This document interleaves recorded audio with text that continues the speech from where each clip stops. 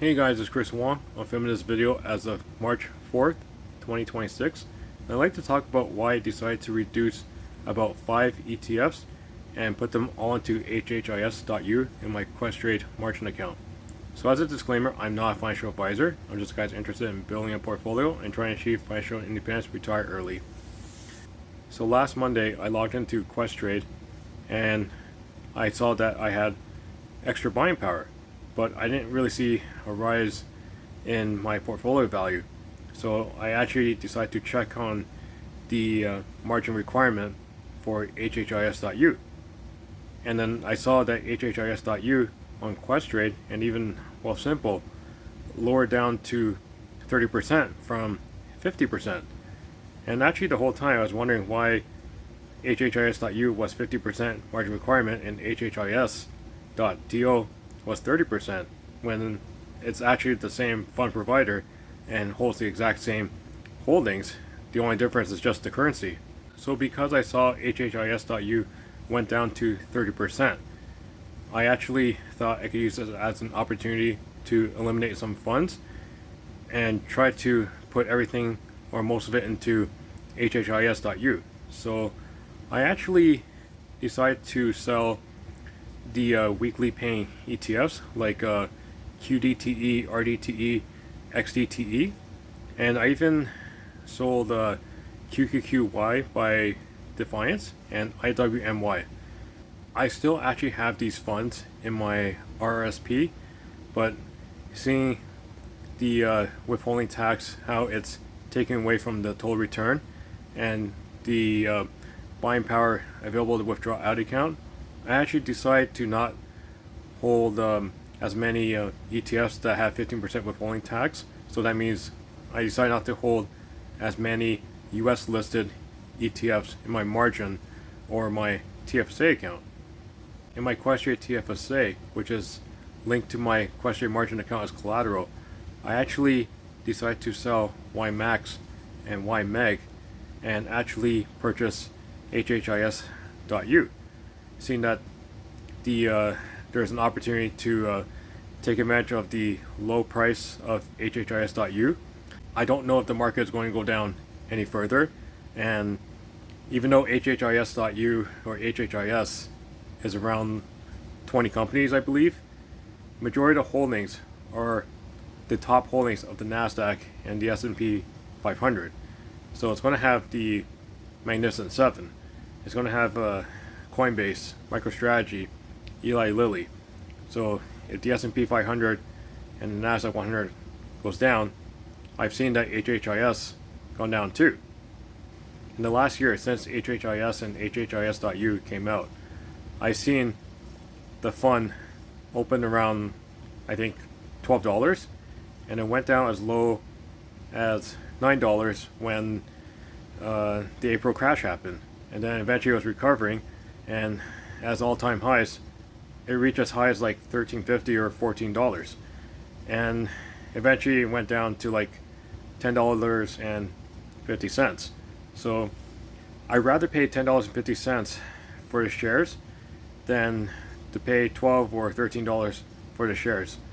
So I actually thought, why don't I just try to get as many shares of HHIS.U on my Questrade account and try to get them at around $10.50, because that's the price I'd rather pay.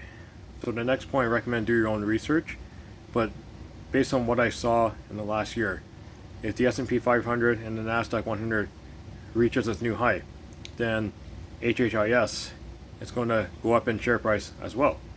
In the last year holding HHIS, it's actually been my favorite fund. It's actually been the fund that I actually feel comfortable to pay my expenses. So if I'm going to have a bigger expense and it's going to take up most of the dividend from HHIS for that month, then I feel comfortable to use the dividends from HHIS. So it's one of the reasons why I decided to switch most of my funds from the weekly paying ETFs to HHIS.U.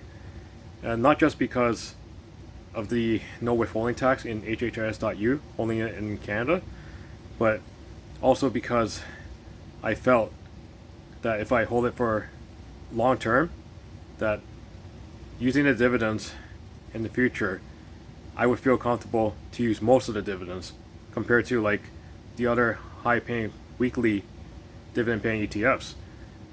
The dividends on the weekly paying ones, it's unpredictable. Sometimes it could be twice as high than the previous week or the week after. So far in the last year, HHIS has always had almost the same dividend every single month, and the dividend increase at least twice. So if the dividend had to decrease due to share price being down for too long, I don't think it's going to decrease that much. It may just go back down from 26 cents to 25 cents for HHIS.U. So one of the reasons why I decided to eliminate some of the weekly paying ETFs on my Equestrian margin account is because I saw that QQQY and IWMY, they start becoming a target 30% dividend yield, and I saw that buying HHIS.U at $10.50, if the dividend is 26 cents every single month going forward, I was going to get it at around 30% dividend yield. So if I'm able to get HHIS.U at $10.50 and at around 30% dividend yield, if the dividend every single month stays the same, if there's no withholding tax on it, then I think myself, I benefit more from holding HHIS.U than to hold the weekly paying ETFs that target 30% dividend yield for buying at that current share price, and then have 15% withholding tax taken away from it. So over time my total return will be less. I still think the US listed weekly paying ETFs, they can benefit some investors, but I don't think it benefits my investment goals now. I thought it did at the beginning with the dividends paying down the margin as fast as possible, but some weeks it may pay a lot less, some weeks it may pay more, and if the share price decreases but doesn't increase as much, and if I'm getting 15% withholding tax every single dividend payment, then the total return will be less. The availability to withdraw out of the account will be less for me, and if the share price doesn't recover as much, then the only way I make up in total return is the dividends, and 15% loss in the dividends still takes away from total return. So by eliminating around 7 funds total between my Equestrian margin account and Equestrian TFSA, I think it's going to make my portfolio a bit easier to keep track of.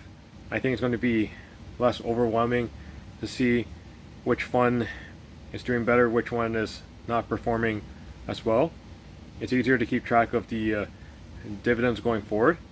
So for me, holding HHIS.U, the dividends I'm going to get going forward, I think at the beginning it's going to take a bit longer to pay down margin, but I think in the long term it's going to be better for me, because even though the dividend yield of HHIS.U, it may be a little bit less than some weeks dividends of the weekly paying ETFs, but total return for me is going to be better without the withholding tax. And in the long term, as long as I'm getting the same dividend every single month, I actually feel more comfortable that HHIS.U is going to pay down margin and give me more buying power long term in order to withdraw money out of the account.